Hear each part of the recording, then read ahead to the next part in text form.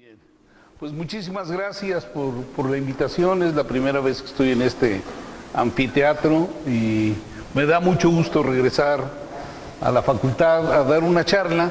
El día de hoy voy a hablar sobre un libro que me pidieron que escribiera sobre los 50 años de la llegada del ser humano a la Luna, y me pareció una idea muy buena, sobre todo porque independientemente de la hazaña científica y tecnológica que representó el viaje a la Luna, me permitió hacer un poco una revisión de cuál es la relevancia que tiene la Luna en la historia de la humanidad.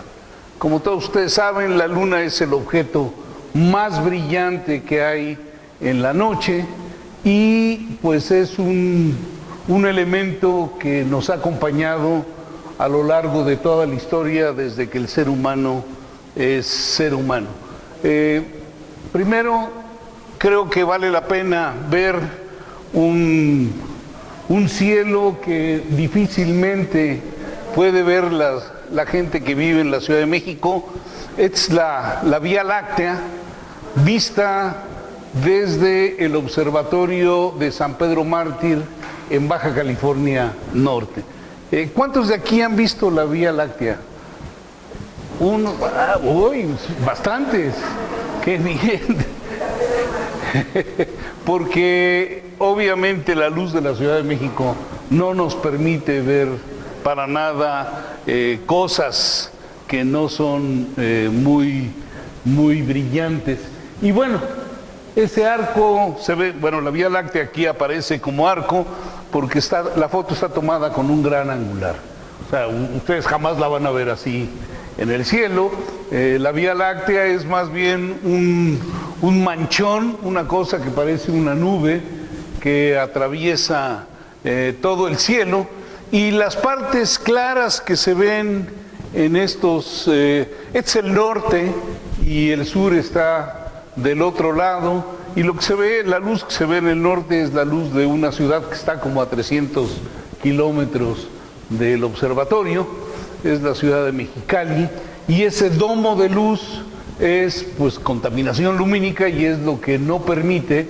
Pásenle, por aquí hay bastantes lugares, y el domo de luz que produce la contaminación lumínica es lo que previene que podamos ver la Vía Láctea. El edificio que se ve aquí es el edificio del telescopio de 2 metros, que es el telescopio más grande óptico que tenemos en México. Hay telescopios mucho más grandes. El telescopio más grande que hay en este momento es un telescopio de 10.4 metros que está en las Islas Canarias. Entonces este es chiquitito comparado con el de 10.4 metros. Y bueno, así se ve la Vía Láctea desde el hemisferio norte, y vale la pena ver cómo se ve desde el hemisferio sur. Aquí hay un par de fotos que nos muestran la Vía Láctea en la parte de arriba, vista desde el desierto de Namibia, en África, y en la parte de abajo, cómo se ve desde el observatorio de las Campanas, en Chile. La cosita, esto no tiene láser, ¿verdad? ¿Sí?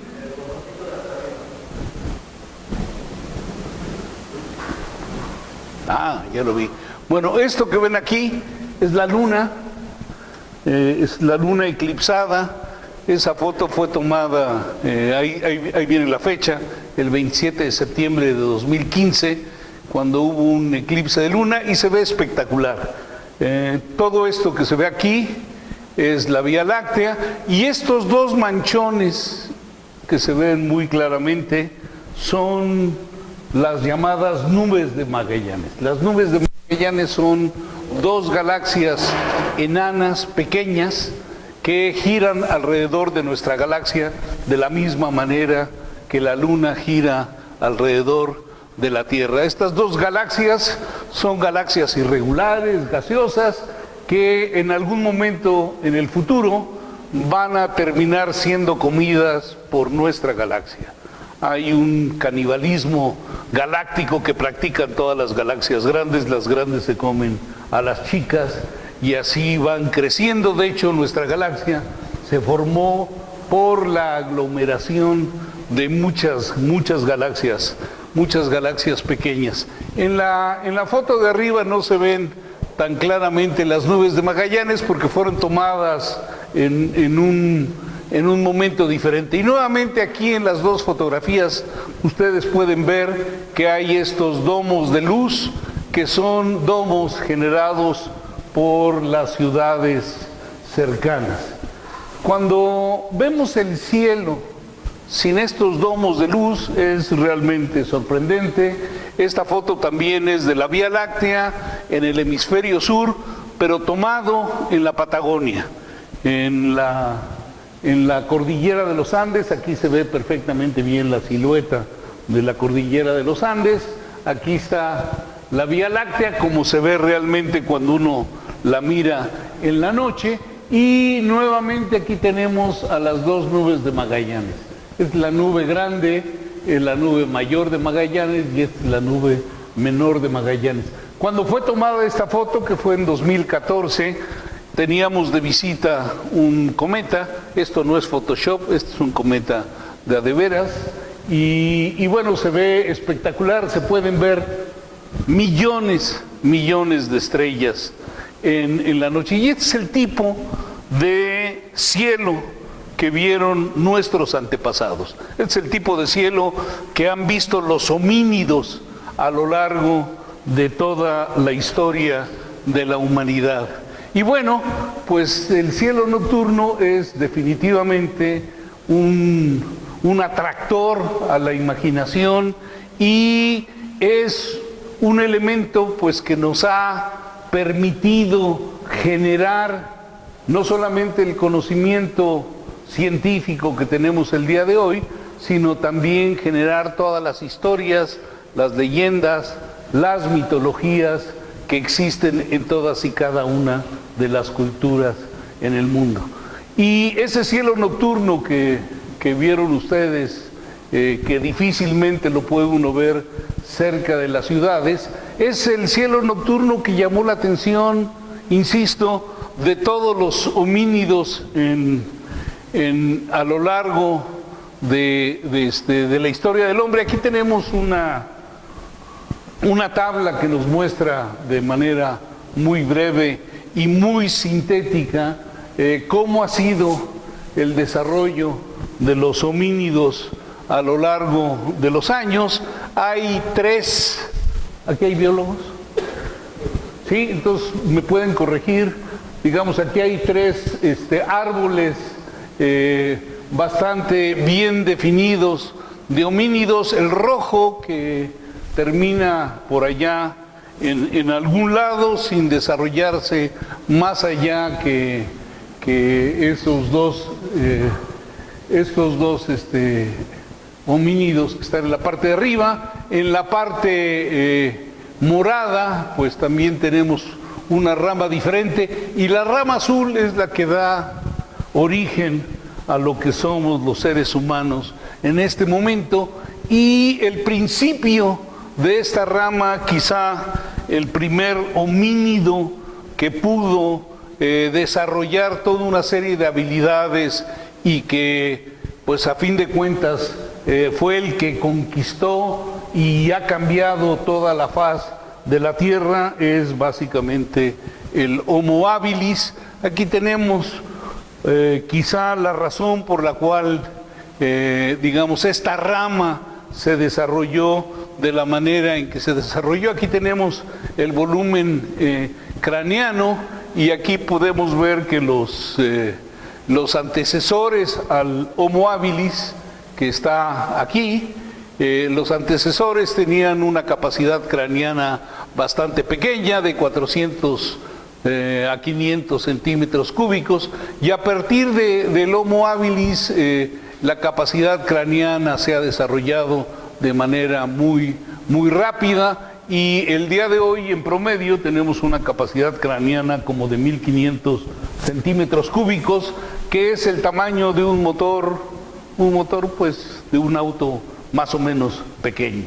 Esa es la capacidad craneana que tenemos el día de hoy y bueno, probablemente se dispare en el futuro, pero eso pues ya lo veremos. Aquí tenemos una foto del INE de un Homo habilis que habitó en África y que fue pues digamos de los primeros homínidos que manipularon herramientas de piedra.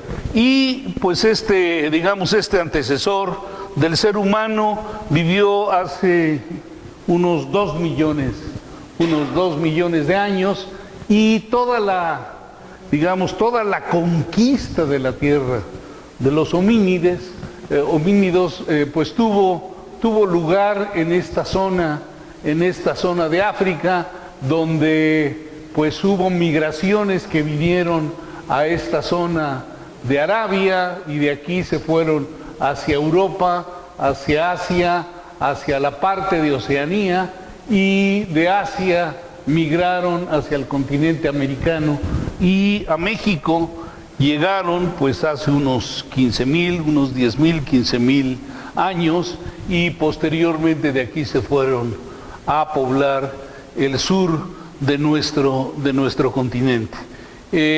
Les cuento todo esto porque yo creo que es importante el darnos cuenta cuáles son los elementos históricos, los datos importantes que podemos recolectar en este momento del conocimiento que tuvieron los seres humanos sobre la Luna.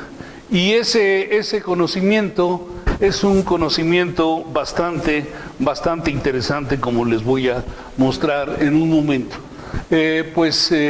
Como les decía al principio, la Luna es el objeto más brillante y este binomio noche-luna es definitivamente una ventana al arte, a la filosofía, a la teología, a la historia y pues a nosotros mismos, sin duda. La palabra luna viene directamente del nombre de la diosa de los romanos. La diosa de la noche de los romanos era Luna y el nombre significa la luminosa. Y el nombre de Luna pues está derivado de la palabra lux. Y la presencia de la Luna la podemos rastrear, como les había dicho, desde la Edad de Piedra. Aquí tenemos un petroglifo que es uno de los petroglifos que uno puede encontrar en Suecia. Ahí tiene el lugar donde está este petroglifo específico. Y aquí tenemos a un personaje que tiene sostenido algo que parece un candelabro, pero eso no es un candelabro. Eso lo que es un calendario. Como pueden ver, hay 4 hileras de bolitas, hay 7 pelotitas en cada una de las hileras y estas 4 nos dan 28 y aquí tenemos una más que nos da 29, que es justamente el tiempo que le toma a la Luna pasar de luna llena a luna llena o de luna nueva a luna nueva. Y esto también les da una idea de lo viejo que es el tener semanas de 7 días. Nuestras semanas no son de 5 días ni de 10 días como uno pensaría por tener el tipo de notaciones que tenemos, que es decimal. Es de 7 días, lo cual pues suena un poco raro, y es de 7 días justamente porque cada una de las fases de la Luna dura aproximadamente 7 días, como nos lo muestra este calendario de la Edad de Piedra. Pasamos de luna llena a cuarto menguante en 7 días, de cuarto menguante a luna nueva en 7 días, y así sucesivamente de luna nueva a cuarto creciente y de cuarto creciente nuevamente a luna llena. Entonces, esta división de un mes en 4 semanas es tan arcaico como la edad de piedra. Nuestros meses de 30 días, que son muy cercanos a los 29, son simple y sencillamente la forma en la cual estos primeros calendarios, que eran calendarios lunares, son corregidos para poder tener los calendarios que tenemos el día de hoy. Nuestro calendario se denomina lunisolar porque los meses están dictados por la luna, los meses y las semanas están dictados por los ciclos lunares, pero el tamaño del año está dictado por un ciclo solar. Y para poder hacer que los ciclos solares y los ciclos lunares puedan juntarse de una manera adecuada, pues los meses del año se hicieron de 30 a 31 días y uno variable de 28 o 29 días. Pero bueno, desde hace desde hace como 4000 años tenemos ya evidencia de estos calendarios. Las culturas que nos antecedieron desde hace ya miles de años tenían bien contabilizado el tiempo con la luna. De hecho, la luna fue el primer calendario y fue el primer reloj. De hecho, los grupos nómadas que seguían ya sea a la caza o que iban a recolectar alimento a algún lado, pues tenían esta ubicación espacio-temporal con los accidentes geográficos, que eran su ubicación espacial, y con la luna, que era su ubicación temporal. Aquí tenemos uno de los elementos de los inicios de la escritura. La escritura cuneiforme se desarrolló entre los ríos Tigris y Éufrates.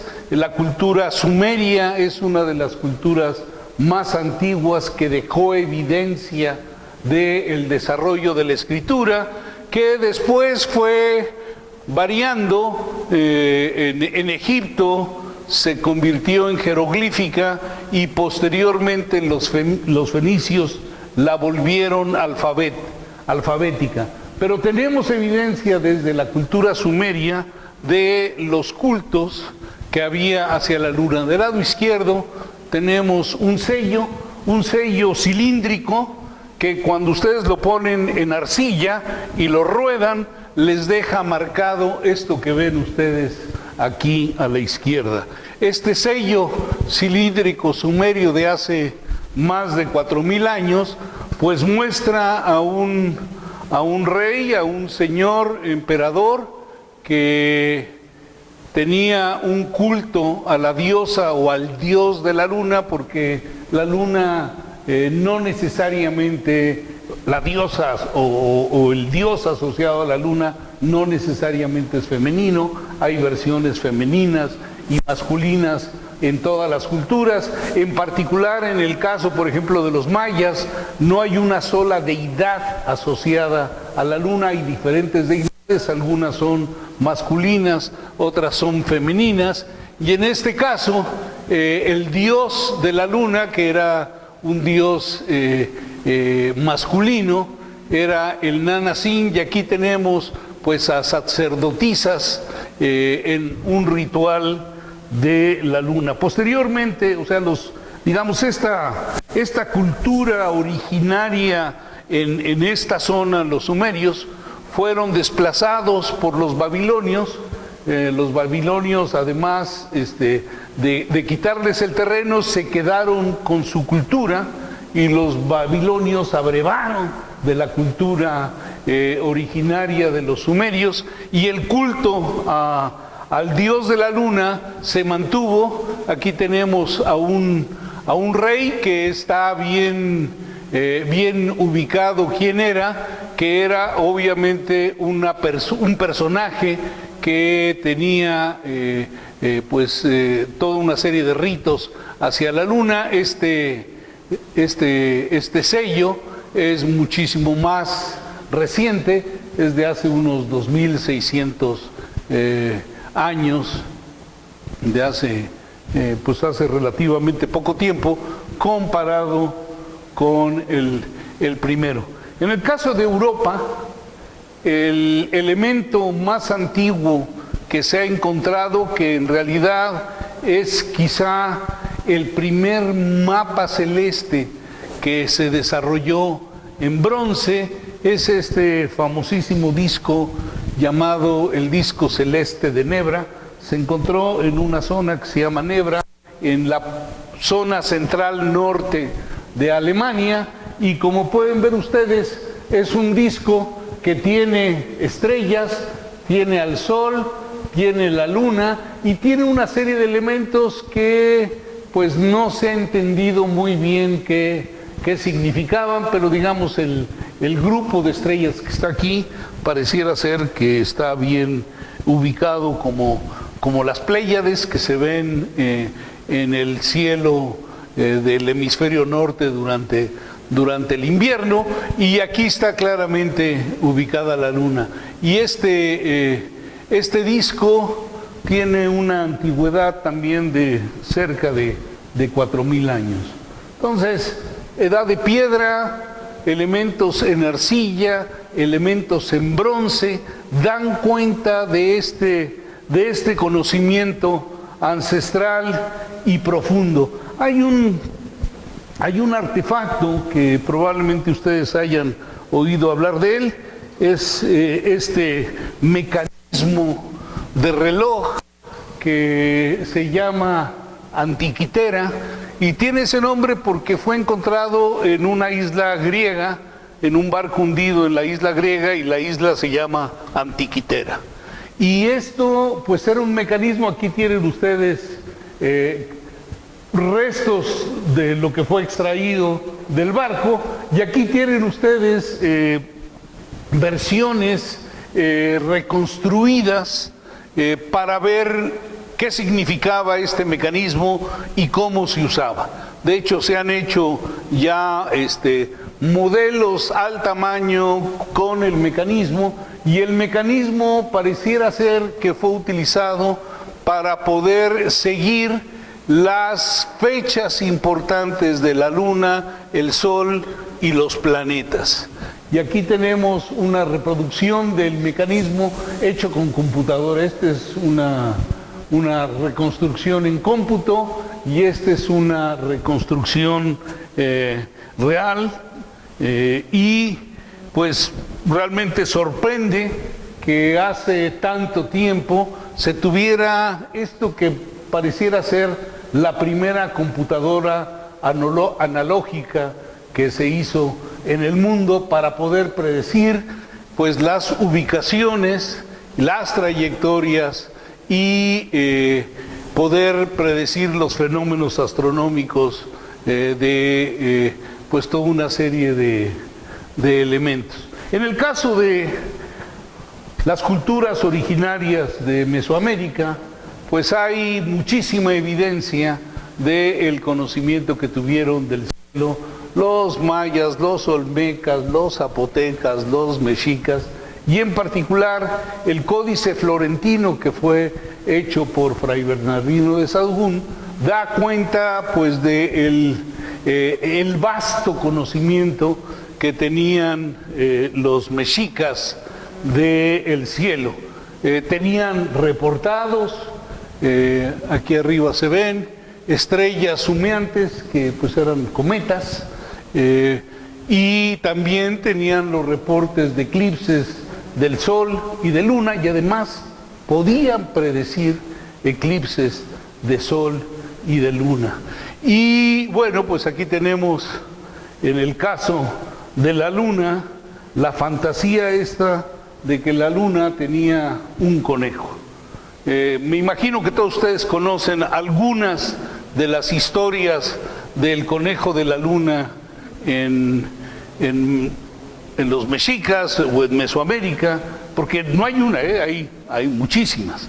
Digamos, hay una que refiere a los dioses que iniciaron el mundo, que un par de dioses, en una cónclave de dioses,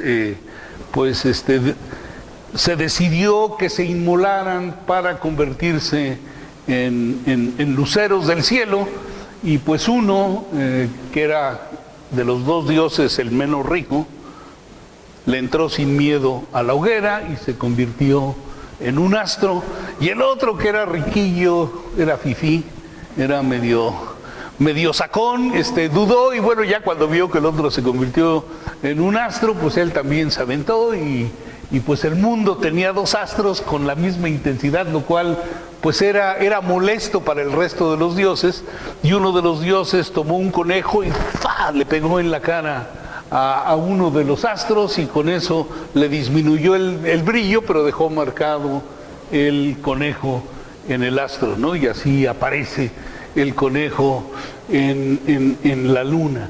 El que disminuyó su fulgor pues era la luna, y el otro se convirtió en el sol. Pero hay, por ejemplo, hay otra en donde en la Huasteca Potosina, en donde ya se sabía que iba a haber un diluvio. El mito del diluvio también aparece por muchos lados del mundo.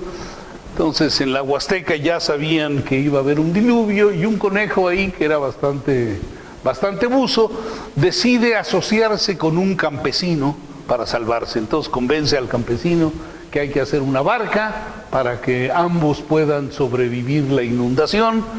Empieza a llover, y pues el campesino y el conejo efectivamente sobreviven la inundación, y como llovía y llovía y llovía, como decía la canción, el nivel del agua iba subiendo, y conforme fueron pasando los días, el alimento del campesino empezó a escasear. Y cuando estaban ya, digamos, el nivel del agua estaba cerca de la luna, ya era poquito lo que tenía, y el conejo dijo: aquí me bajo antes de que me coman, y entonces se baja en la luna y se queda a vivir en la luna, y así tenemos el conejo de la luna, de acuerdo a este mito de la Huasteca.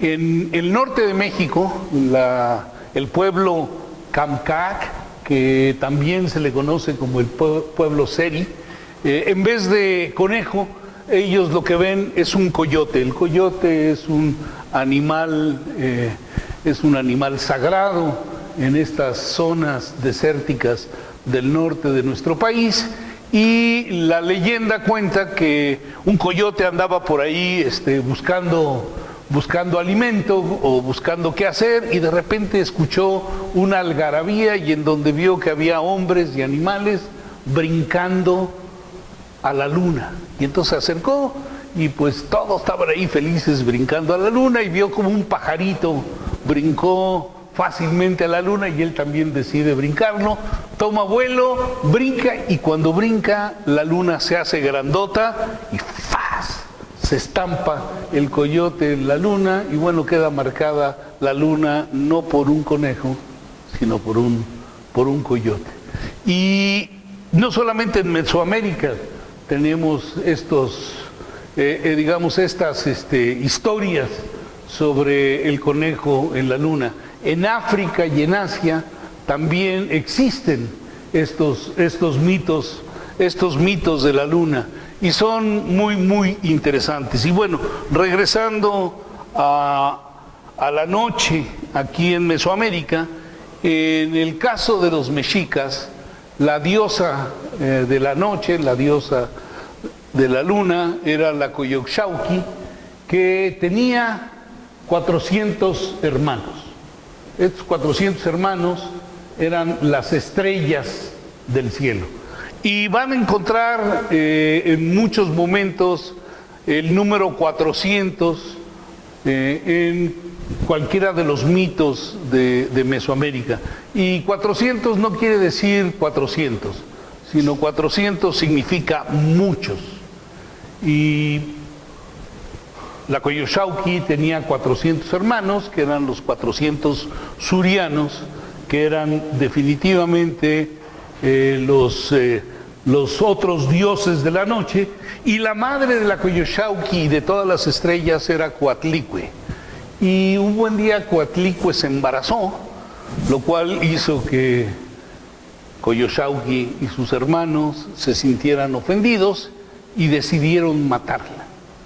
Entonces, cuando iban a matarla, Coyolxauhqui dio a luz a Huitzilopochtli, que es el dios del sol, es el dios de la guerra, y lo dio a luz ya vestido como guerrero.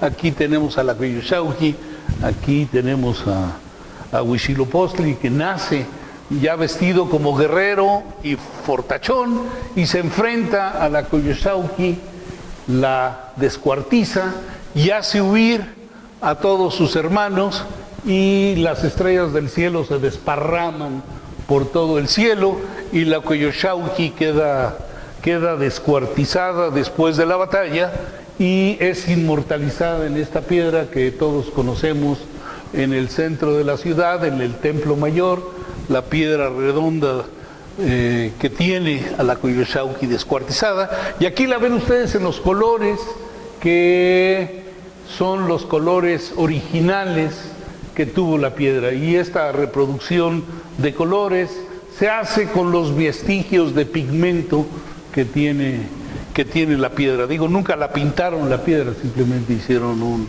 un cuadro con la coloración adecuada. Y bueno, pues hay dioses y diosas de la noche y de la luna por todos lados. En el caso de China, la diosa de la luna se llama Chang'e. Acuérdense de ese nombre porque al ratito lo vamos a volver a encontrar. Y pues en la luna uno puede imaginarse lo que quiera. La gente ha visto conejos, liebres, coyotes, rostros de hombres y mujeres, ranas, sapos, lo que ustedes quieran. Y aquí, si esto camina, ahí está. Y aquí tenemos algunos de las imágenes que la gente refiere, y los rostros de hombre o de mujer en la luna corresponden a los mitos de Europa básicamente central. En muchos otros lados lo que la gente ve son conejos. Y nuevamente regresando a Mesoamérica, hay una mitología asociada a la relación de los conejos con la luna. La luna, como todos sabemos, es una olla de pulque. O sea, así como muchos pensaban que estaba hecha de queso, la luna en realidad es una olla de pulque. Y las fases de la luna, los mesoamericanos o en esta zona del centro del país la explicaban de una manera pues bien interesante. La diosa del maguey y del pulque es Mayahual, y los hijos de Mayahual son los 400 conejos. ¿Ok? Entonces, cada vez que tomen una botella de 400 conejos, están honrando a la diosa del maguey. Y los conejos, estos 400 conejos, que son todos los conejos que se puedan imaginar, son también dioses asociados a la luna. La leyenda cuenta que los conejos extraen el aguamiel de los magueyes, lo fermentan para hacer un pulque brillante, y con ese pulque brillante llenan la luna. Y cuando la luna está llena de pulque, tenemos una luna llena. ¿Ok? Pero los tlacuaches, que son medio canijillos, le hacen un agujerito a la luna por la parte de abajo, por donde escurre el pulque, lo beben, y el pulque que no beben pues se riega sobre la tierra, y esto fertiliza la tierra. Pero una vez que se acaba el pulque de la luna, pues entonces llegamos a una luna nueva, en donde no brilla. El conejo se pone a trabajar la siguiente semana y empieza a llenar nuevamente la luna de pulque, y pasamos de luna nueva a cuarto creciente, y luego cuando la llena, pues tenemos nuevamente una luna llena. Entonces, los ciclos de la luna se deben a este juego entre conejos y tlacuaches. Está bien bonito, ¿no? Digo, a mí me pareció bien bonito cuando lo vi, y estas ilustraciones son ilustraciones de un ilustrador mexicano que se llama David Álvarez. Él escribió, les recomiendo que lo consigan, sobre todo si tienen niños, porque las ilustraciones son muy bonitas. Se llama Noche Antigua el libro, y pues a los chicos les encantan las historias y los dibujos. Pero bueno, el saber que la luna es una olla de pulque, pues es algo que se ha mantenido hasta nuestros días. Y de hecho, en 1979, cuando se celebró el 10º aniversario de la llegada del ser humano a la luna, el Servicio Postal Mexicano hizo un sello en donde tenemos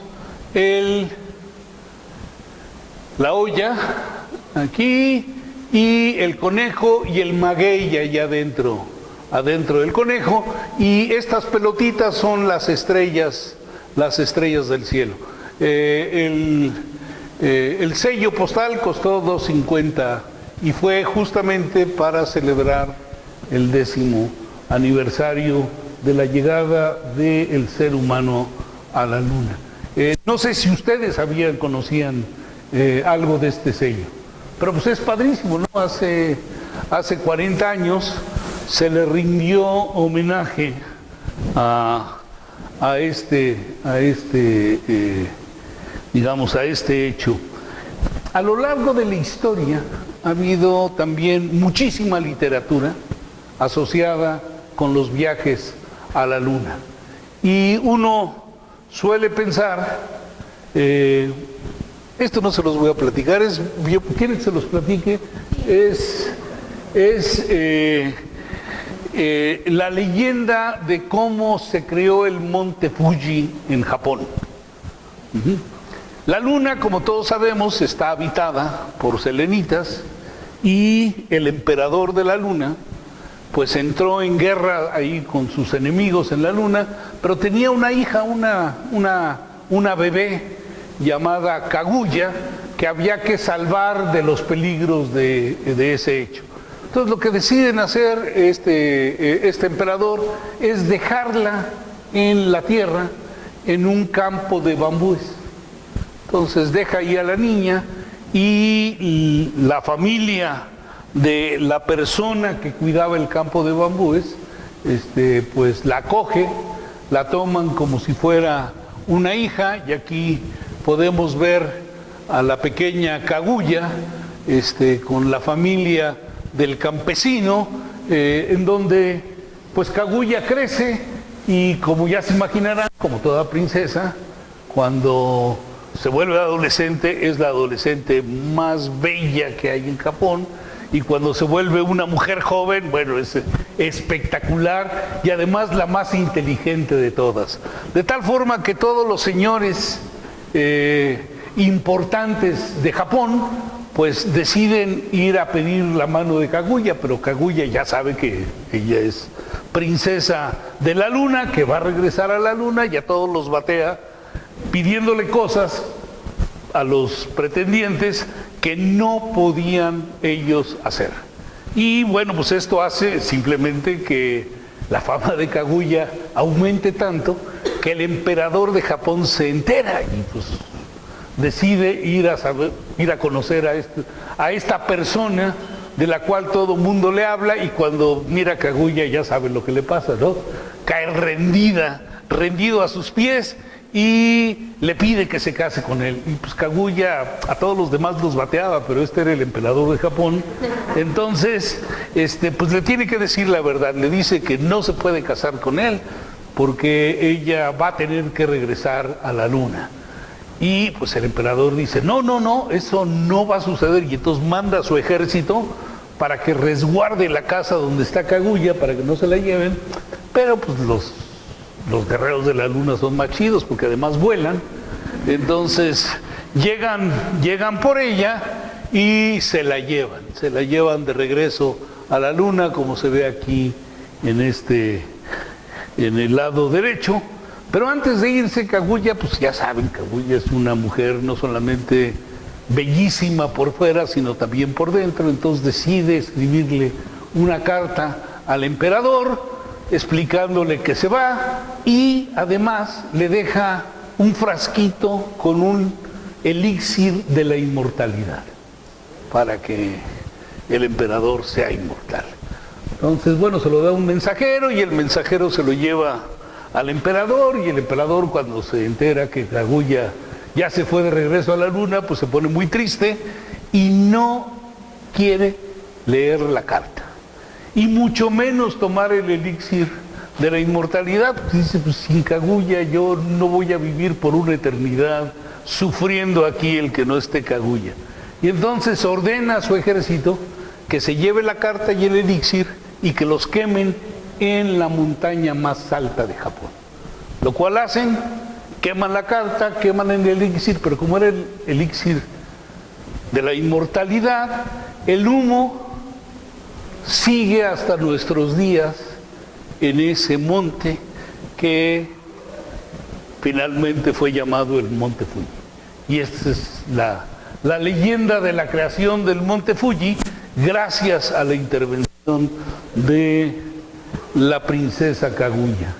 En fin, hay muchísimas historias. Obviamente la mitología griega pues tiene a Ícaro, que él y su padre Dédalo estaban en Creta, encarcelados dentro de un lugar que ellos mismos habían construido, y para salir de ahí, que era imposible salir porque Dédalo había armado el laberinto donde estaban, entonces decide que hay que hacerse unas alas. Las alas las hacen con, no sé cómo lo hicieron para conseguir la cera, pero la hacen con plumas y cera, y cuando salen volando de Creta, Dédalo le dice a Ícaro que aguas, que no hay que acercarse mucho al sol porque es muy caliente y se le va a derretir la cera. Pero pues Ícaro, que era un chavo reventado como cualquiera de ustedes, no hizo caso, se le derritió la cera y cayó al mar, donde se ahogó. Y ese pues ya queda registrado para la historia como el primer accidente aéreo de la historia, ¿no? En fin, yo creo que las dos historias icónicas de viajes a la luna las hicieron Julio Verne en una novela, De la Tierra a la Luna, y Georges Méliès en una película que nos relata el viaje a la luna. Y todo el mundo piensa que estas dos historias son historias pioneras de los viajes a la luna, pero eso no es cierto. ¿Saben ustedes cuándo se hizo el primer viaje a la luna? ¿Alguno de ustedes sabe? El primer viaje registrado a la luna, se hizo en el siglo II. Y obviamente el viaje se hizo con la tecnología del siglo II. Esto es, se hizo en barco. ¿Ok? Y esto está relatado en un libro que se llama Historia Verdadera, que fue escrito por un escritor sirio, Luciano de Samosata, en el siglo II. Y este libro lo hizo Luciano con mucho ingenio y burlándose de los historiadores de la época. los historiadores en esa época escribían historias fantásticas que nunca habían sucedido como si fueran la realidad. De tal forma que lo que vemos ahora en redes sociales no es nada nuevo, jóvenes. Tiene más de 1800 años construyéndose por los escritores en toda la humanidad. Y bueno, este libro cuenta muchas historias ahí de unos navegantes, y la parte del viaje a la luna, que es solamente una parte de la historia, se hizo porque una tormenta en alta mar generó un torbellino que los levantó, así como al conejo con el campesino, que el agua los llevó junto a la luna, aquí también, y los deja en la luna. Y allá conocen, obviamente, a los emperadores de la luna, pero no solamente de la luna, sino también del sol. Y se enteran que los ejércitos de la luna y del sol van a entrar en un conflicto muy importante, porque tanto el emperador de la luna como el emperador del sol quieren conquistar el imperio del lucero de la mañana. Entonces se van a agarrar a catarrazos primero entre ellos para ver quién va a dominar el reino del lucero de la mañana. Y bueno, pues es muy padre. Yo les recomiendo que si tienen oportunidad de leer este libro, lo hagan, porque es muy, muy divertido y tiene muchas historias. Y a lo largo de todo el camino entre el siglo II y nuestro siglo, hay un número incontable de historias escritas de viajes a la luna, y se han hecho en todo tipo de vehículos, en barcos, por supuesto, con gansos, con ayuda de gansos, como lo muestra esta historia, que es de 1600, ¿qué dice ahí? 38. Este es un viaje en donde el personaje es un español, don Domingo González, que entrena a unos gansos para volar y viajar. Y entonces en una de las aventuras, en donde van de visita a Tenerife y llegan ahí a la isla de Tenerife, pero no son bien recibidos por los moradores autóctonos, que los atacan, y entonces se ve forzado a elevar el vuelo, y así logra llegar a la luna. De los muchos escritos que hay, Voltaire escribió sobre la luna, Alejandro Dumas escribió sobre viajes a la luna, o sea, hay muchísimos. De todos esos a uno le gustan unos más que otros, y a mí el de Cyrano de Bergerac es uno de los que más me gusta. Cyrano cuenta de sus aventuras para viajar a la luna, y lo que hizo Cyrano fue agarrar botellitas de vidrio y llenarlas de rocío. Entonces agarra muchas botellitas, las llena de rocío, y con todas ellas se hace un cinturón en donde pone botellitas hacia abajo.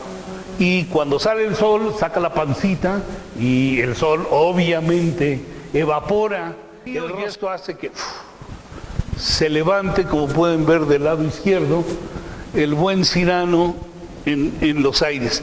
Pero pues esas botellitas de rocío no fueron suficientes para llevarlo a la luna, lo cual lo dejó frustrado, y entonces lo que decide hacer es en un canastón poner cohetes de esos que utilizan ustedes en las fiestas, y con esos sí que se lanza al espacio y llega a la luna. Aquí lo tenemos con los cohetes lanzándose para allá.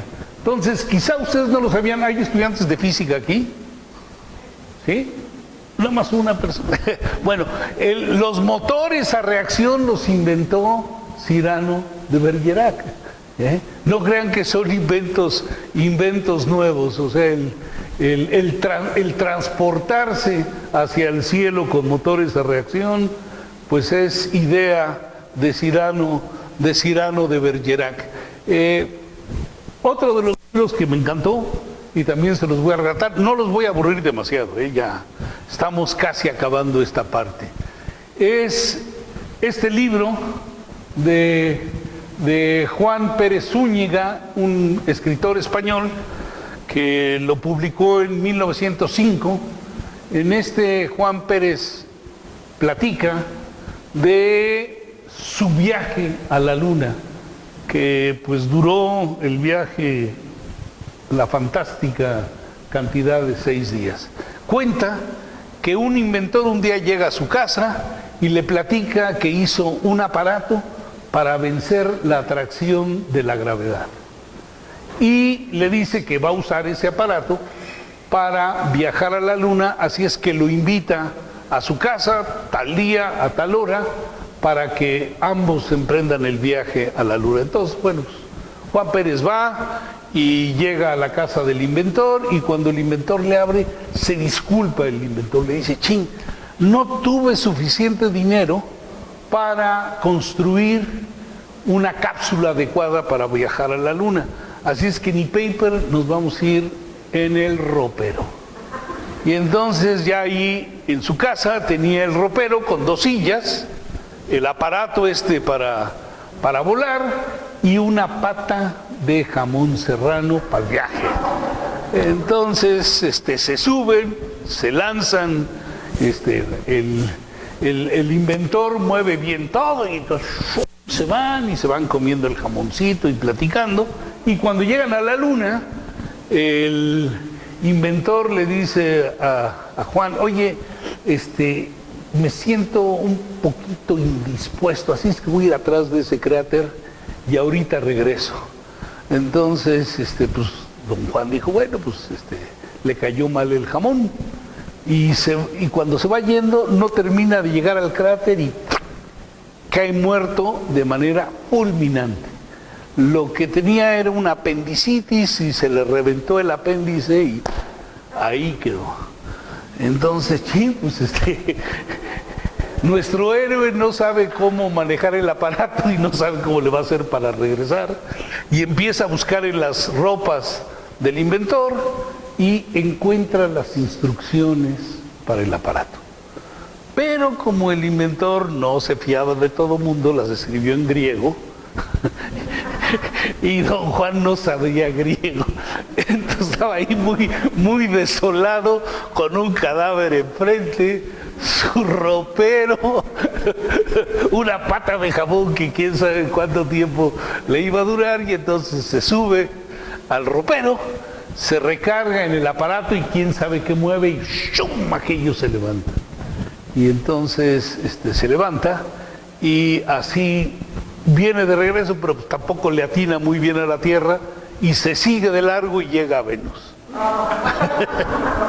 Entonces en Venus, pues ahí la civilización en Venus pues tenía muchas cosas interesantes, había bares, y fue a un bar, y entonces ahí tuvo un altercado con la gente del bar y sale por piernas, y ahí sí que ya no le falla el tino y regresa a la Tierra. Entonces, si lo pueden conseguir, se lo recomiendo. Es cortito, creo que lo hice más largo y le añadí cosas que no vienen en la historia, pero es divertidísimo.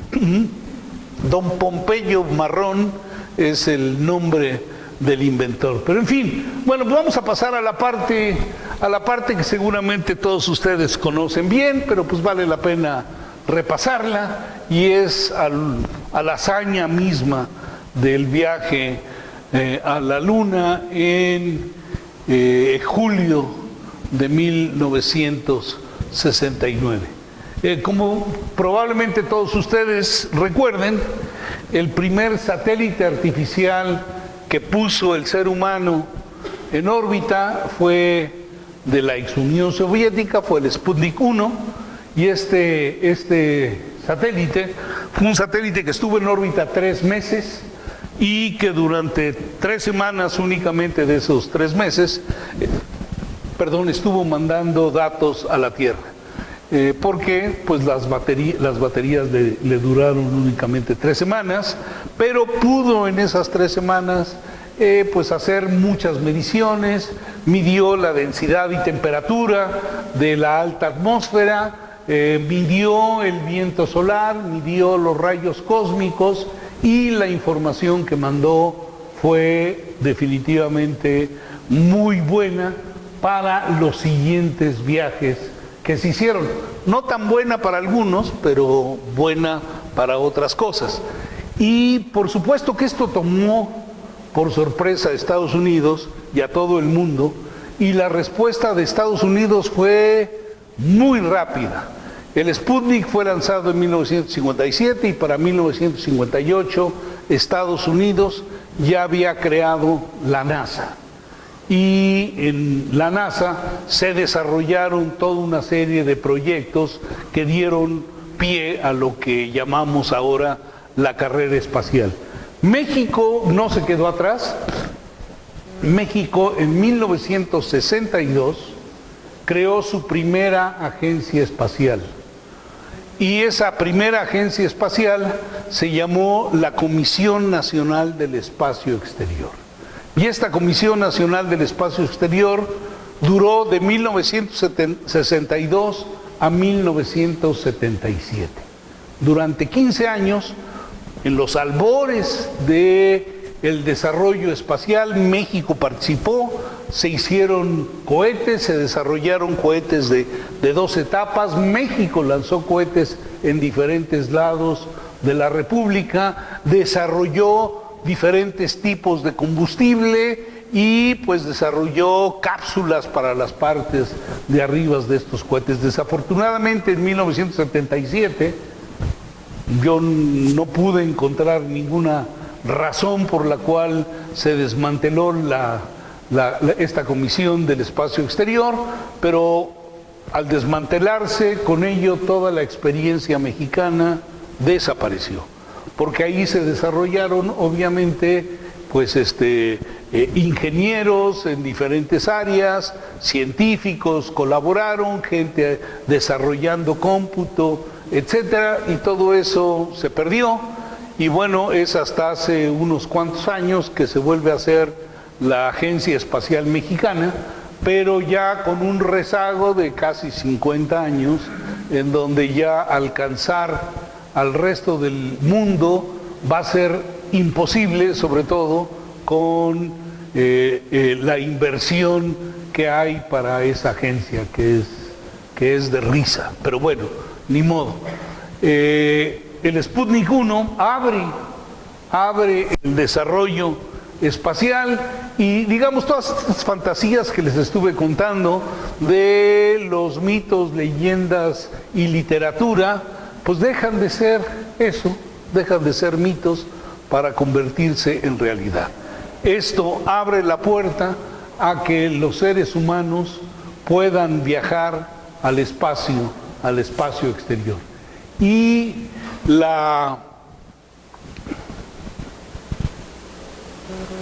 pasó? Ahí está. Y aquí tenemos una foto del Sputnik 1 cuando estaba en el laboratorio. Era una esfera con 4 antenas largas, y el Sputnik 2 se lanzó unos meses después. El Sputnik 1 en octubre y el Sputnik 2 en noviembre, y llevó al primer ser vivo al espacio. No duró mucho tiempo vivo, desafortunadamente. La perrita Laika que vemos aquí murió en el camino, porque el sistema para mantener al ser vivo, pues obviamente estaba muy lejos de ser el óptimo. Y hubo, a partir de ahí, toda una serie de trabajos que fueron mejorando la supervivencia de los seres que fueron mandados perros, monos y diferentes tipos de animales con los cuales se desarrolló el know-how para poder lanzar en 1961 al primer ser humano. El primer ser humano que viajó al espacio fue Yuri Gagarin, y esto fue en 1961, y unos años después, en 1963, la primera mujer, Valentina Tereshkova, fue lanzada al espacio. El viaje de Gagarin fue una sola órbita. El viaje de Gagarin duró 90 minutos en una sola vuelta a la Tierra. El viaje de Tereshkova fue de 3 días, en donde dio casi 50 vueltas alrededor de la Tierra. Entonces, la hazaña de Tereshkova pues es una hazaña bastante más relevante e importante que la de Yuri Gagarin. Aquí tenemos a Yuri Gagarin un poco antes de ser lanzado al espacio, y aquí tenemos la cápsula después de haberle dado la vuelta, y en la entrada pues obviamente se quema el material externo de la nave y por eso se ve toda llena de hollín. Y esto que ven ustedes aquí no es el cadáver de Gagarin, es un maniquí nada más para mostrarles cómo iba dentro del Vostok 1, que es esta cápsula. Aquí tenemos a Tereshkova.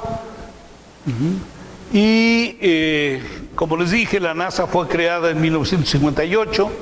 Se hicieron varios proyectos en la NASA para lanzar satélites, y en 1961 se crea el proyecto Apolo, que es el que finalmente llevó a los seres humanos a pisar la Luna. El proyecto Apolo estaba originalmente pensado para 20 misiones. Fue muy caro, cada misión costaba un dineral, y las 3 últimas misiones no se llevaron a cabo. El último Apolo que llegó a la Luna fue el Apolo 17, el 18, el 19 y el 20 ya no se hicieron. Pero pues dentro de todo el desarrollo, fue un desarrollo vertiginoso. El Apolo 1 no pudo despegar.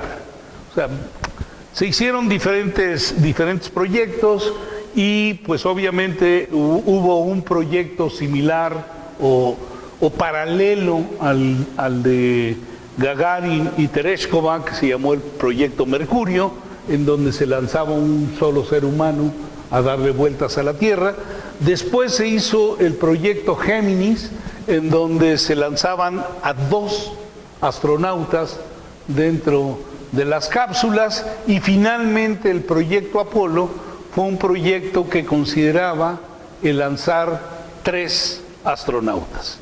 Y la razón es muy simple, porque 3 es un número pequeño, no, porque 3 era, digamos, el número menor con el cual podía realizarse la expedición. Cuando llegaran a la Luna, se iba a desprender parte del módulo que llegara a la Luna, y esa parte iba a bajar con 2 tripulantes, y el tercer tripulante se quedaba orbitando, esperando a que los otros 2 no se murieran y regresaran. Si se morían, pues ya regresaba solo, ¿no? Afortunadamente nunca pasó eso. Sin embargo, en el Apolo 1 ni siquiera pudo despegar. El Apolo 1 ya tenía a los 3 astronautas en la nave, y se incendió la cabina y murieron incinerados los 3 astronautas antes siquiera de que hubiera el lanzamiento. Ahora, todos estos accidentes, al igual que los accidentes de autos, de aviones, etcétera, pues generan un conocimiento bastante importante, con lo cual la seguridad de las siguientes misiones mejora. Y bueno, en 1961, Kennedy, en un arranque, no sé si de locura, de machismo, de fanfarronería o qué onda, promete que para final de la década de los 60 llegaban a la Luna. lo cual yo creo que después de haberlo dicho, todo el mundo estaba aterrado porque pues, no se sabían muchísimas cosas. Y entonces fue una carrera realmente contra el tiempo y en donde en cada nuevo lanzamiento se iban resolviendo cosas y se iban aprendiendo cosas nuevas. O sea, los retos fueron muy grandes y hubo una cumbre, la única que hubo entre Nikita Khrushchev, que era el premier de la ex Unión Soviética, con Kennedy, y Kennedy le dijo, oye, ¿por qué no hacemos el proyecto para ir a la Luna juntos? ¿No? Entonces, Khrushchev pensó pues que, chale, quién sabe por qué me lo está diciendo, y le dijo que lo iba a pensar. Entonces pasó un par de años pensándola, y para 1963 ya estaba convencido Nikita Khrushchev que, órale, que le entraba, pero ese año fue cuando mataron a Kennedy y ya no se pudo realizar, digamos, el trabajo conjunto, pero yo creo que hubiera sido magnífico para el desarrollo de la humanidad el que estas dos superpotencias del momento hubieran sumado esfuerzos para poder hacer ese viaje. Si bien no lo hicieron en ese viaje, lo hicieron posteriormente y hoy tenemos a la Estación Espacial Internacional, que es es una estación en donde participan más de 17 países en el desarrollo de todo lo que se está haciendo en la Estación Espacial. México, desafortunadamente, no es parte de ese desarrollo. Pero bueno, aquí tenemos la antesala del viaje a la Luna.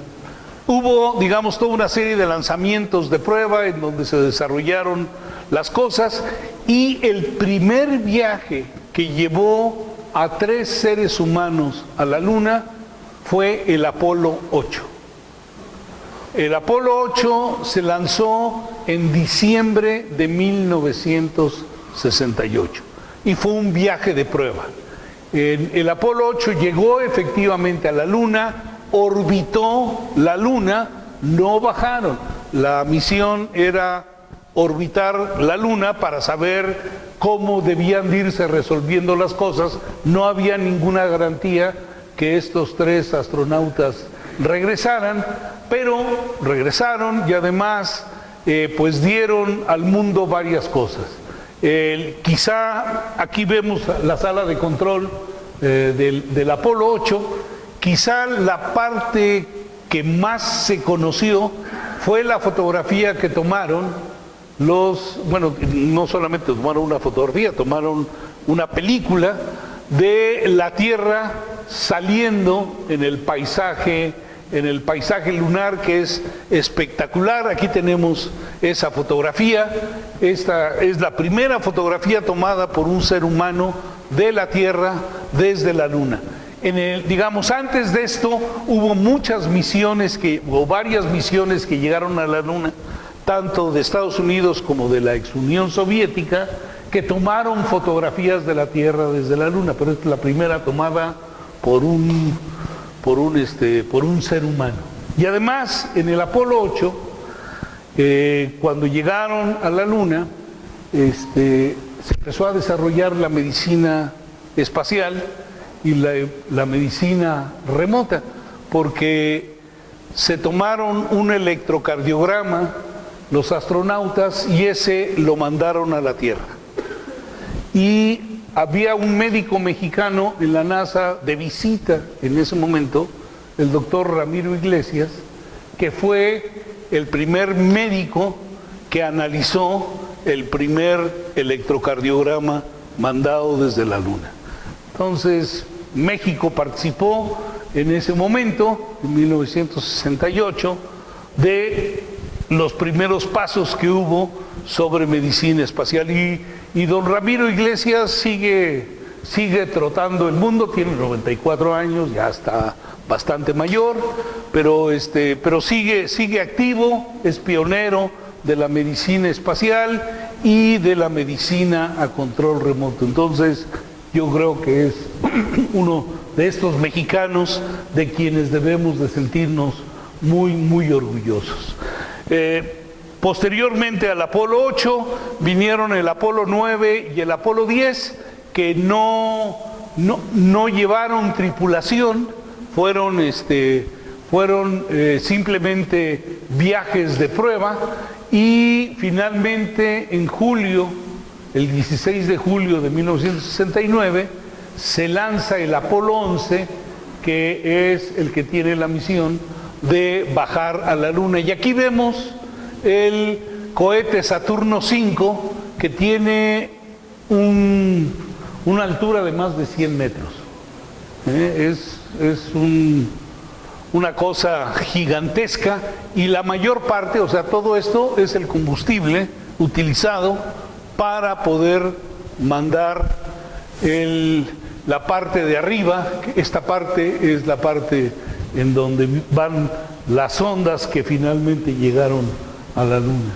Entonces, el desarrollar este monstruo tomó muchísimo tiempo. Y aquí tenemos los momentos del despegue del Apolo 11, que fueron pues momentos históricos. Y aquí tenemos, si recuerdan, la sala de control del Apolo 8, que pues, era grande, pero esta era gigantesca, y había una grandísima excitación. Y aquí tenemos pues momentos históricos. La parte de arriba del cohete que les mostré tenía a su vez varias partes, y una de esas partes era este módulo, que es el módulo Águila, el Eagle, que fue el que bajó a la Luna con 2 de los astronautas. Y se quedó orbitando esta otra parte, que a su vez contaba con 2 módulos. El tercer astronauta estaba aquí, y de hecho aquí viajaron los 3 astronautas, y esta parte, que es el módulo de servicio, es el combustible que fue utilizado para regresar de la Luna a la Tierra. Y es notable la diferencia en cantidad de combustible, porque obviamente vencer la gravitación de la Tierra pues es muchísimo más difícil que vencer la gravitación de la Luna, y eso explica el porqué en la diferencia en tamaños y volúmenes.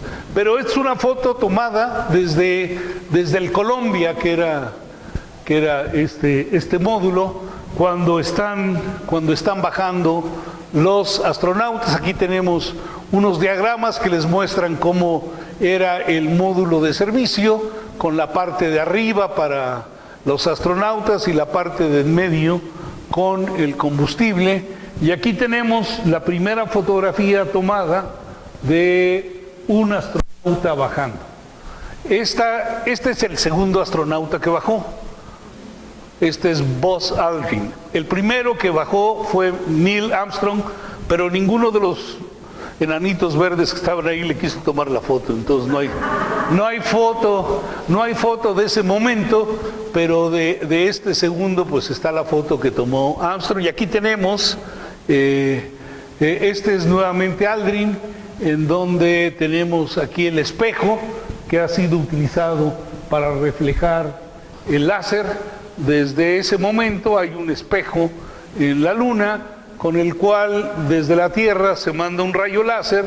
Sabemos la velocidad a la cual viaja la luz, y con eso podemos medir con mucha precisión la distancia de la Luna a la Tierra a lo largo de toda la órbita. Y aquí tenemos un sismógrafo. Es un sismógrafo. En todas las misiones que se hicieron, hubo sismógrafos que pues han dado mucha información sobre la estructura interna de la Luna, y ahora sabemos que la Luna tiene sismos, que no era obvio que tenía, y los sismógrafos han detectado pues las caídas de meteoritos que producen vibraciones en la corteza de la Luna. Y también recientemente salió que gracias a todos estos detalles y algunas cosas tomadas con orbitadores que han estado alrededor de la Luna, se sabe que la Luna se está contrayendo. La Luna, al igual que la Tierra, se formó de una colisión de pedacitos que finalmente terminan generando ese cuerpo, y la parte interna de la Luna, al igual que la de la Tierra, tiene un núcleo con los materiales más pesados, y ese núcleo es un núcleo caliente que se está enfriando. Y conforme se va enfriando, pues obviamente la masa de la Luna se va contrayendo. Y hay una combinación de efectos, una que se está contrayendo, lo cual hace que se craquele la corteza lunar, y por otro lado, la Tierra genera mareas en la Luna, al igual que la Luna genera mareas en la Tierra, y las mareas que más fácilmente detectamos son las mareas marítimas. Pues también hay mareas en la atmósfera, o sea, la atmósfera también, como acordeón, hace lo mismo, y la corteza terrestre también es afectada por las mareas. Por supuesto que en la corteza terrestre, pues el movimiento es muy, muy pequeñito, ¿ok?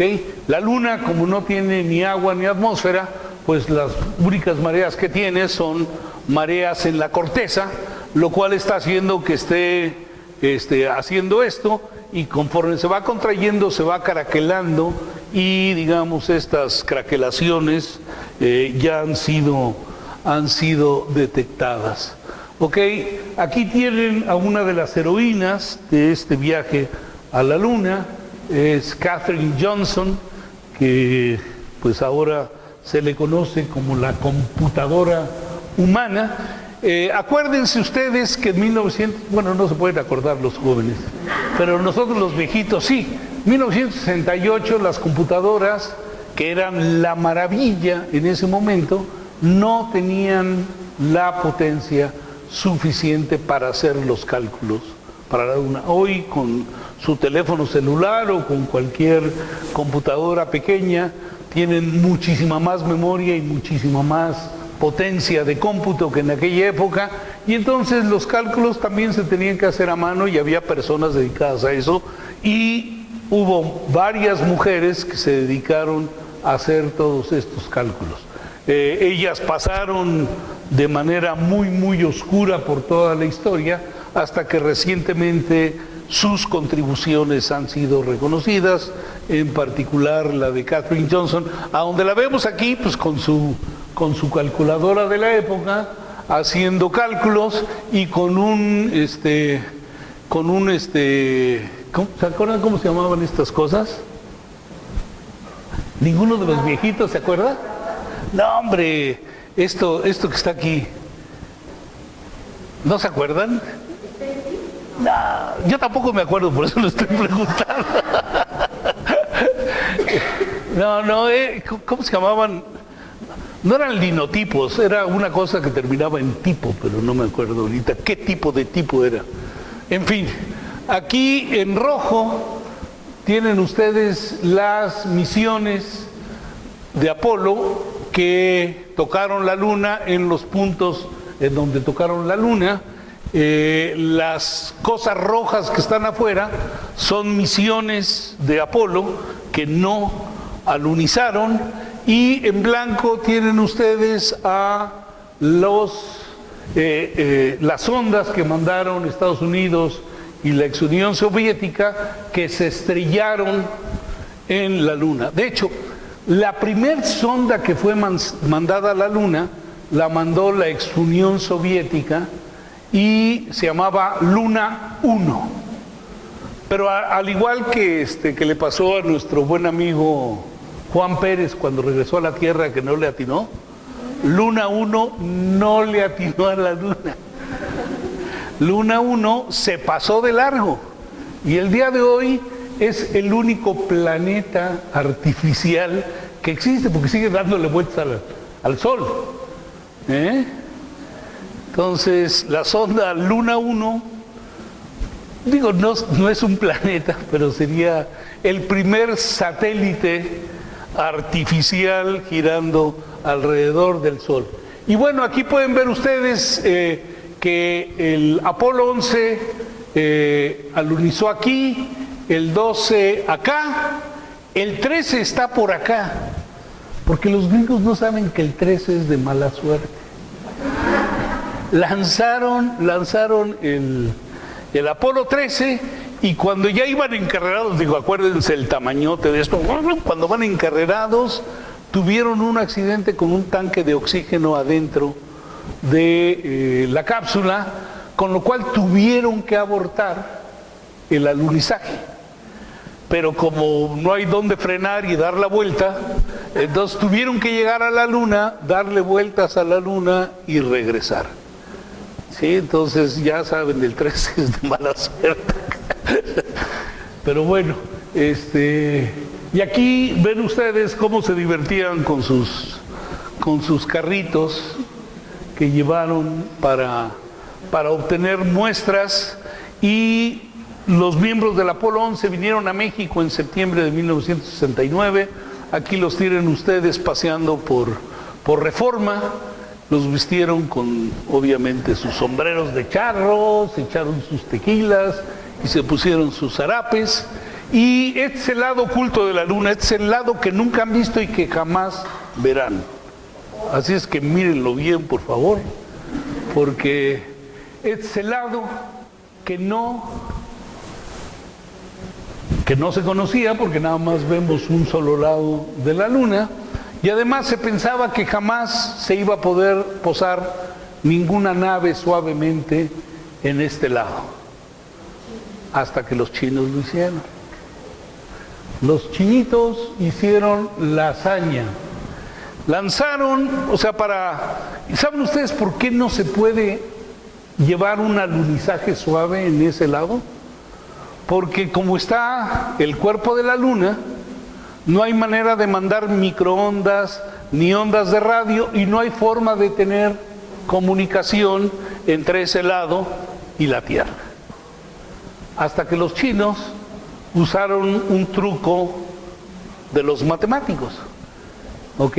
Hace un par de siglos, un matemático francés, Lagrange, obtuvo la solución de dos cuerpos que están amarrados gravitacionalmente, y entonces analizó cómo estaban los potenciales y las fuerzas en el espacio alrededor de los cuerpos, y encontró una cosa sorprendente, que había 5 puntos en donde las fuerzas se cancelan. Digamos, si tenemos aquí a la Luna y aquí a la Tierra, la fuerza gravitacional para la Tierra está en esta dirección y la fuerza de la Luna en esta dirección. Entonces hay un punto a lo largo de la línea que une los centros en donde las fuerzas son iguales y de sentido contrario. Entonces, ese punto es obvio, pero además de ese punto hay otros puntos en diferentes lados en donde las fuerzas se cancelan. Y si ustedes ponen cualquier cosa ahí, sin moverse, ahí se va a quedar y no va a caer ni a la Luna ni a la Tierra. Entonces, en el punto L2, porque es Lagrange 2, el segundo punto de Lagrange, los chinos lanzaron un satélite que ven ustedes aquí en la órbita roja. Lanzaron este satélite que hizo todo esto y poco a poco se acercó al punto L2 de Lagrange y ahí está ya paradito. Y entonces es un satélite retransmisor, y desde ese punto pueden ver sin ningún problema el lado oculto de la Luna y pueden ver la Tierra. Y entonces desde ahí retransmiten todo y pueden dirigir con seguridad el alunizaje. Y el 3 de enero de este año llegó la sonda, ¿se acuerdan cómo se llamaba la diosa de la Luna en China? Chang'e. Entonces llegó Chang'e 4. Y usted, no se los dije, pero Chang'e, cuando se fue a la Luna, la diosa de la Luna, se llevó a su conejito. Se llama Tutú. Y como les dije, el conejo pues aparece en mitos en China, hasta en China aparecen los mitos de la luna. Y en amarillo ven ustedes cómo fue el lanzamiento del Chang'e 4, que fue la primera nave que se pudo posar.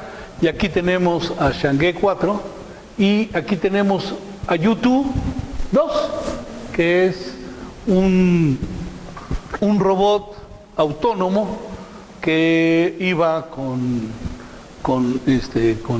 la expedición y que es el que se ha encargado de hacer, digamos, la recolección de material y estudiar las características del suelo, que no son diferentes a las características del suelo del otro lado.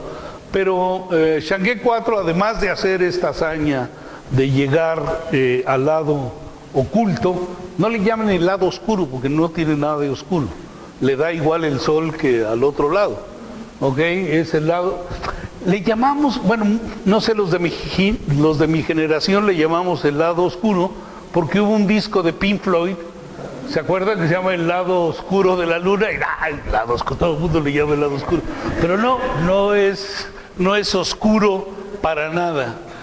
Y llevó el primer experimento biológico a la luna, llevó un experimento en donde había semillas de plantas, había pupas de moscas de la fruta y también levadura. O sea, pensaron que hay que hacer todo un sistema ecológico en donde las plantitas pues dan oxígeno y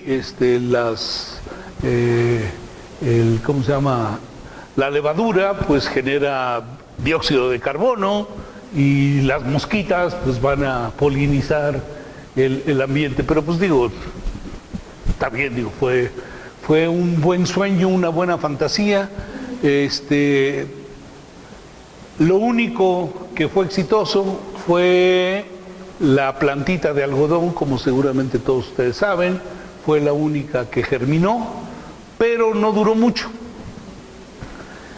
La luna nos da la misma cara siempre. Esto lo que quiere decir es que si dura un mes la traslación de la luna, un día lunar es también de un mes. O sea, la parte soleada del día dura 14 días y la parte oscura de la noche dura 14 días. Y esto hace que la temperatura en la luna durante el día llegue más o menos a 130 grados centígrados. O sea, está calientito, pueden hacer sus huevos refritos muy bien. Y en la noche llega a una temperatura de menos 170 grados. Entonces hay 300 grados de diferencia entre día y noche. Entonces germinó la plantita muy cuca, pero luego estuvo a menos 170 y murió. O sea, no duró gran cosa. Pero fue un experimento, creo yo, relevante. En fin, esto es, digamos, lo más reciente. No sé cuánto tiempo puedo seguir hablando. Digo, no sé, yo, como verán, yo debía de trabajar en la Alameda como merolico, pero bueno, hay cosas que hacer, ¿no? Voy a terminar con las fantasías que vienen, algunas de las fantasías que vienen a futuro. Como todos seguramente han escuchado, hay fantasías para generar bases en la Luna y también hay fantasías para viajar a Marte. Y en todo caso, cualquier viaje que se quiera hacer hacia afuera, pues tendrá que hacerse desde una plataforma que sea más o menos fácil el hacer el viaje. Y la Luna representaría esa plataforma. Sin embargo, el ambiente en la Luna es muy inhóspito. Y si bien hay ideas de hacer esta base en la Luna, yo creo que hay muchas cosas que hay que resolver antes de poder hacer esa base. Como les dije, la diferencia entre el día y la noche es una diferencia muy, muy fuerte en temperaturas.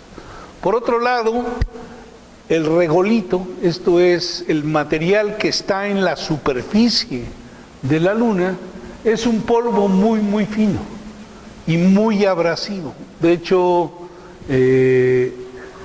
algunos de los astronautas que llegaron a la Luna tuvieron problemas con ese polvo, porque bueno, bajan, están jugando ahí, recogiendo materiales, etcétera, regresan a la nave y pues obviamente están impregnados de ese polvo.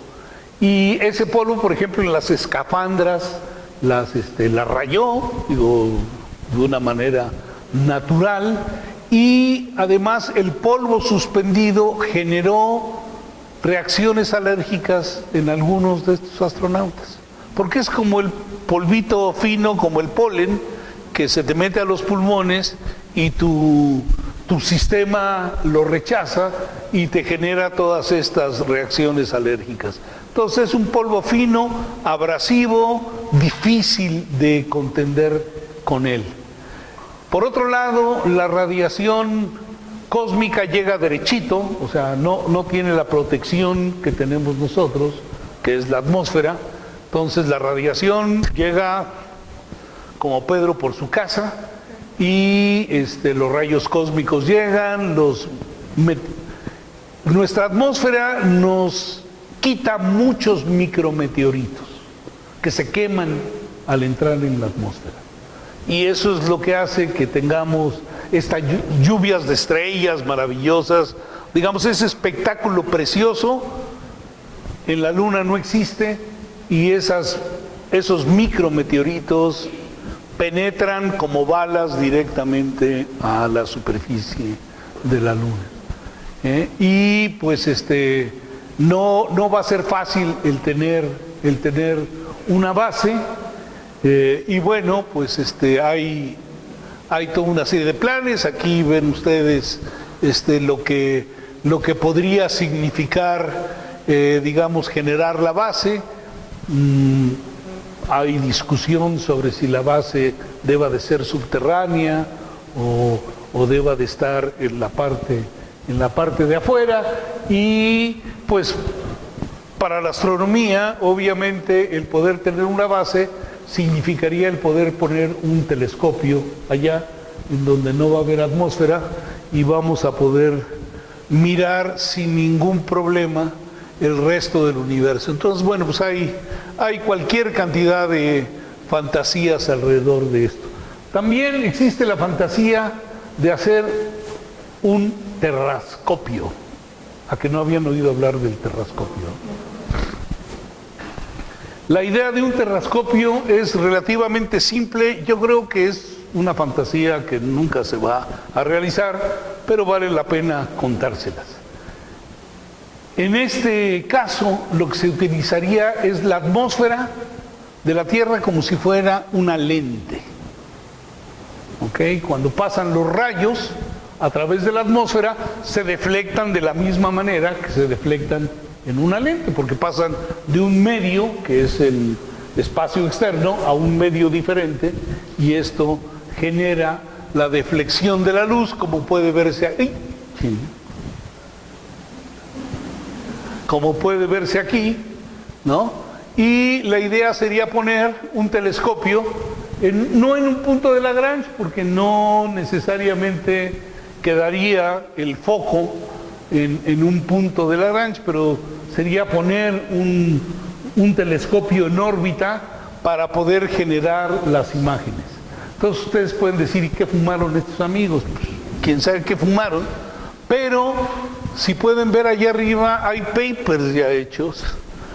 Esto es un paper de agosto de este año, en donde hacen la propuesta del terrascopio y además hacen cálculos de cuál sería la óptica asociada al telescopio, como pueden ver ustedes ahí.